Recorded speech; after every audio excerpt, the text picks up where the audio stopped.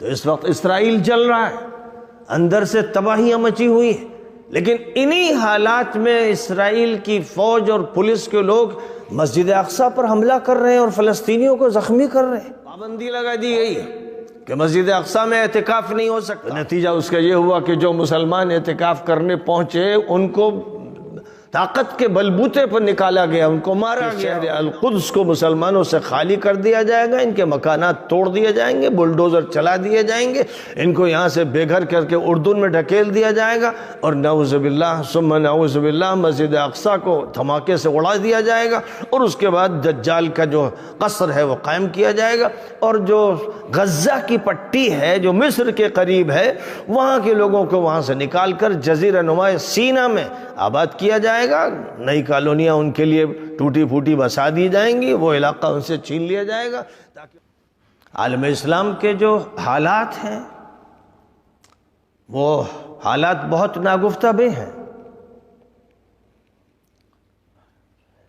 ایک طرف دشمن طاقتیں آپس میں دست و گریباں ہیں، عیسائی اور عیسائی بھیانک جنگ لڑ رہے ہیں۔ روس اور یوکرین کی جو جنگ ہے اس میں 10 لاکھ سے زیادہ لوگ مارے جا چکے ہیں، اور 1.5 کروڑ لوگ در بدر پھر رہے ہیں، بے گھر ہوئے، چلا وطن ہوئے۔ اور روسی بھی عیسائی ہیں، پوتن آرتھوڈکس عیسائی ہے اور وہ اپنی عیسائیت کا چرچا کر رہا ہے، اور یوکرین کے لوگ کیتھولک عیسائی ہیں، اور اتفاق سے یوکرین کے جو صدر ہے وہ یہودی ہے۔ تو وہاں یہودی بھی جمع ہیں اور عیسائی بھی جمع ہیں، لیکن عیسائیوں کا وہ طبقہ جو اپنے کو آرتھوڈکس کہتا ہے اور یہ کہتا ہے کہ ہم ہی برحق عیسائی ہیں، اور جو لوگ کیتھولک ہیں وہ منحرف ہیں، اور جو پروٹسٹنٹ ہیں وہ بھی منحرف ہیں۔ یہ 3 بڑے فرقے ہیں عیسائیوں میں، چھوٹے چھوٹے فرقے تو بہت ہیں۔ تو ایک بھیانک جنگ اس وقت یورپ میں چل رہی ہے، ایک طرف ایشیا کی ایک طاقت ہے اور ایک طرف یورپ کی طاقت ہے، اور اس میں امریکہ بالواسطہ جنگ کر رہا ہے۔ تو اس وقت روس اور امریکہ کی جنگ چل رہی ہے، اور ایک دوسری ٹھنڈی جنگ روس اور چین کی چل رہی ہے، چین کی اور امریکہ کی چل رہی ہے، اور امریکہ کے ساتھ پورا یورپ ہے، یوکرین کے ساتھ پورا یورپ ہے جو اس جنگ میں یوکرین کی مدد کر رہا ہے، جس کا نتیجہ یہ ہے کہ پورا یورپ اس وقت سخت ترین خطرات سے دوچار ہے، جو کبھی نہیں ہوا تھا یورپ میں۔ یعنی پہلی جنگ عظیم اور دوسری جنگ عظیم کے بعد کے سالوں میں وہ ہوا کہ لوگ بے روزگار ہیں، کتنے لوگ ہیں جن کو کھانا نہیں مل رہا ہے، بجلی نہیں فراہم ہوتی ہے، سخت جاڑے میں گیس فراہم نہیں ہوتی۔ ان حالات سے وہ دوچار ہیں، اور احتجاج ہوتے ہیں، مظاہرے ہوتے ہیں، عوام سڑکوں پہ۔ تو ایک طرف یہ جنگ ہے، اور ایک طرف اسرائیل میں ہیجان ہے، موجودہ جو حکومت ہے اس کے خلاف لاکھوں عوام سڑکوں پر ہیں، اور حکومت قوانین میں تبدیلی کرنا چاہتی ہے، اور اسرائیل کے عوام ان تبدیلیوں کے لیے تیار نہیں۔ حکومت چاہتی ہے کہ تورات پر مبنی نظام قائم کیا جائے، یعنی خالص یہودی نظام برپا کیا جائے۔ عوام کہتے ہیں کہ ہمیں لادینی نظام چاہیے۔ عوام کی اکثریت لادینی نظام کی عادی بن چکی ہے، وہ مادر پدر آزاد ہے، پوری دنیا میں انہوں نے بدماشیاں پھیلائیں، تو ظاہر ہے کہ ان کا بھی گھر جلنا تھا۔ تو اس وقت اسرائیل جل رہا ہے، اندر سے تباہیاں مچی ہوئی ہیں، لیکن انہی حالات میں اسرائیل کی فوج اور پولیس کے لوگ مسجد اقصیٰ پر حملہ کر رہے ہیں اور فلسطینیوں کو زخمی کر رہے ہیں۔ اور صرف وہ تو ہمیشہ کے دشمن ہیں، وہ ایسا کر رہے ہیں، تو ظاہر ہے کہ 1948 سے وہ یہی کرتے رہے۔ ہزاروں فلسطینیوں کو انہوں نے شہید کیا اور لاکھوں کو بے گھر کیا، لیکن جو بات بہت ہی زیادہ افسوسناک ہے، المناک ہے، کہ اسرائیلیوں کے ساتھ فلسطین کی وہ حکومت جو سیکولر حکومت کہلاتی ہے، وہ بھی شامل ہے۔ یعنی مغربی کنارے کی جو حکومت ہے، جو پہلے یاسر عرفات کے ہاتھ میں تھی اور اب ابو مازن کے ہاتھ میں کہلاتی ہے، اس شخص کے ہاتھ میں کہلاتی ہے کہ جو اسی لادینی راستے پر چل رہا ہے، اس کی جو پولیس ہے، اس کا جو انتظامیہ ہے، وہ بھی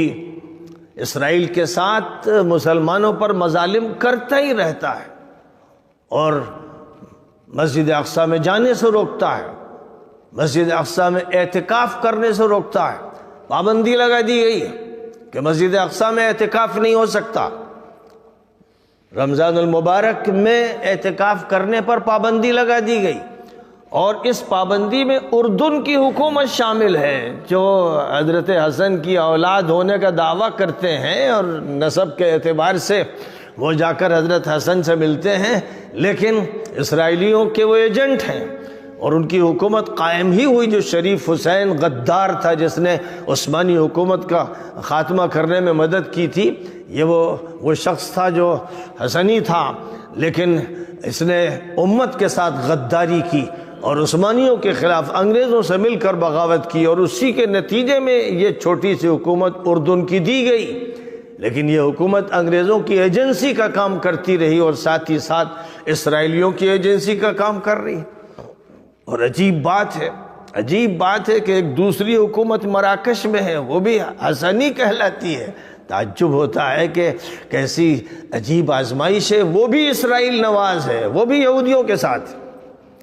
مراکش کی حکومت بھی یہودیوں کے ساتھ، اردن کی حکومت بھی یہودیوں کے ساتھ۔ اور ابھی جو فیصلہ ہوا، باقاعدہ ایک معاہدہ ہوا، اس میں اردن کی پولیس بھی شامل اور یہ فلسطین کی ناجائز حکومت، لادینی حکومت بھی شامل اور اسرائیل کی حکومت شامل، تینوں کی حکومت اور تینوں کی پولیس کے ذریعے یہ بات طے کی گئی کہ مسجد اقصیٰ میں اعتکاف نہیں کرنے دیا جائے گا۔ تو نتیجہ اس کا یہ ہوا کہ جو مسلمان اعتکاف کرنے پہنچے ان کو طاقت کے بلبوتے پر نکالا گیا، ان کو مارا گیا، ان میں عورتیں بھی زخمی ہوئیں، مرد بھی زخمی ہوئے، اور اس کے بعد متعدد افراد کو وہاں سے گھسیٹ کر جیل میں پہنچا دیا گیا۔ یہ صورتحال سرزمین فلسطین میں، شہر القدس میں، مسجد اقصیٰ میں ہے، اور آپ جا کر ذرا ان حکومتوں کا جائزہ لے لیجئے جو خاندانوں کے نام سے ہیں یا علاقوں کے نام سے ہیں، کہ یہ سعودی حکومت ہے، یا امارات کی حکومت ہے، یا کویت کی حکومت ہے، یا بحرین کی حکومت ہے، یا مصر کی حکومت ہے، یا تیونس کی حکومت ہے۔ یہ ایسے مجرموں کی حکومتیں ہیں جو بے غیرت بھی ہیں، بے حمیت بھی ہیں، بزدل بھی ہیں، ایجنٹ بھی ہیں، جن کا کام دشمنوں کی ایجنسی کا ہے۔ اور مسلمان بیچارہ مفلوق الحال، غریب الدیار، ذلیل، جس پر اللہ کی مار پڑی ہوئی ہے جیسے کبھی یہودیوں پر پڑی تھی، وہ انہی کو اپنا آقا سمجھتا ہے، انہی سے امید لگاتا ہے اور انہی کے پاس جاتا ہے، انہی کی دعائی دیتا ہے، وہ ان سے توقع رکھتا ہے۔ تو یہ بڑے بڑے ملک موجود ہیں جن کے پاس فوجیں ہیں، ہتھیار ہیں، دولت کی ریل پیل ہے، اور ایک چھوٹی سی مملکت اسرائیل کے نام سے ناجائز اور حرامی مملکت ہے، اور وہ فلسطین کے مسلمانوں پر، نمازیوں پر، اعتکاف کرنے والوں پر ظلم کر رہی ہے، لیکن ان میں سے کسی میں یہ غیرت نہیں ہے کہ وہ دھمکی ہی دے دیں، زبان ہی سے کچھ کہہ دیں۔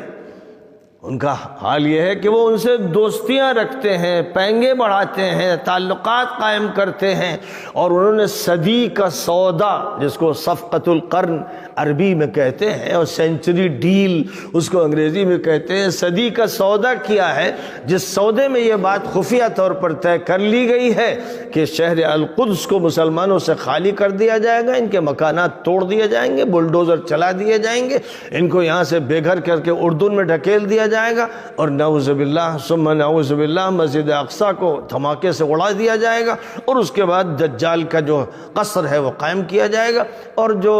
غزہ کی پٹی ہے جو مصر کے قریب ہے، وہاں کے لوگوں کو وہاں سے نکال کر جزیرہ نما سینا میں آباد کیا جائے گا، نئی کالونیاں ان کے لیے ٹوٹی پھوٹی بسا دی جائیں گی، وہ علاقہ ان سے چھین لیا جائے گا تاکہ پورا فلسطین اسرائیل کے ہاتھ میں آ جائے، اور اس کے بعد اسرائیل کی وہ حکومت جس کا نقشہ ان کے کیپٹل کے آفس میں موجود ہے کہ نیل سے فرات تک،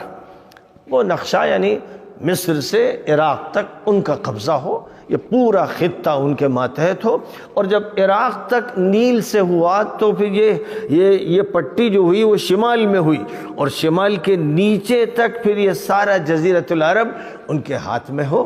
وہ یہ پلاننگ کر چکے ہیں، جس کے نتیجے میں نعوذ باللہ وہ دن مسلمانوں کو خطرہ یہی ہے کہ دیکھنا پڑے گا کہ مسجد اقصیٰ ڈھا دی جائے گی، اور اس کے بعد یہ جس کو سعودی عرب کہتے ہیں جاہل اور احمق، اس پر وہ قابض ہوتے چلے جائیں گے۔ صرف مدینہ اور مکہ کو چھوڑ دیں گے کہ مسلمان جو ہے وہ نماز کی ٹکر مارتے رہیں اور طواف کرتے رہیں، اس کو نہ چھیڑو تاکہ ان کی عبادت میں خلل نہ ہو۔ باقی پورے ملک پر وہ قبضہ کرنے کی تیاریاں کر چکے ہیں، اور عملاً ان کا قبضہ ہے کیونکہ انہی کی فوجیں ہیں۔ جو فوجیں تحفظ کر رہی ہیں ان مجرم حکومتوں کا، وہ فوجیں امریکہ کی ہیں، اور امریکہ میں ظاہر ہے کہ یہودی اور صہیونی ہی اصل غالب ہے، انہی کے ہاتھ میں زمام کار ہے اور باغ ڈور ہے۔ تو یہ سب صورتحال ہے۔